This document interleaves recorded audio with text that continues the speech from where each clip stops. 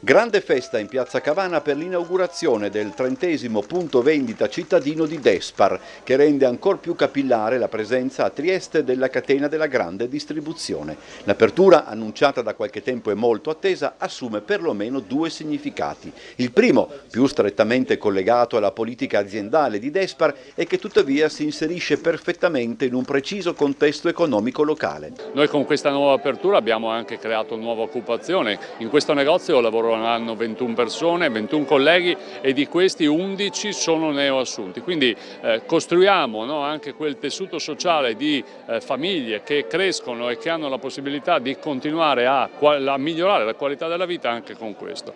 Quindi il luogo. Despar, in accordo con la famiglia Morpurgo, proprietaria dell'immobile, è intervenuto in modo evidente e significativo in una zona della città che da qualche tempo a questa parte ha conosciuto una sorta di rivoluzione. Ci siamo inseriti all'interno di un palazzo storico bellissimo, insomma ricordiamo che Palazzo Fontana ha quasi 200 anni di storia, è stato mercato del sale, è stato mercato del pesce, è stata farmacia, oggi lo riportiamo al suo cuore commerciale. Venivo 65 anni fa a portare il latte col papà, qua avevo 7 anni ed era veramente un po' un Bronx. Pensate che l'albergo Urban non aveva neanche i solai, non c'era niente, qui dietro era tutto un disastro. Oggi è diventato uno dei rioni più importanti della città e di questo siamo molto orgogliosi.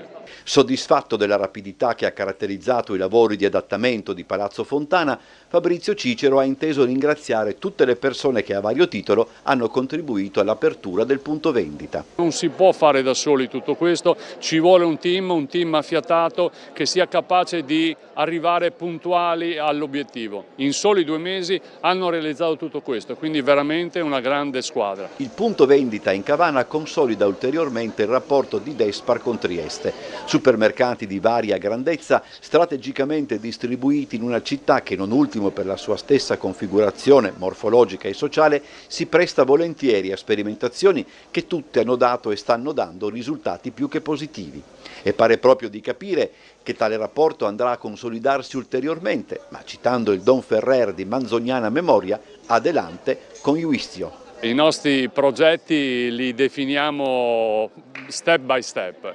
Di certo Trieste è sempre nel nostro cuore, alcune cose su Trieste ci piacerebbero fare in futuro, insomma intanto facciamo un passo alla volta. Intanto siamo arrivati a Cavana ed è già un grande risultato.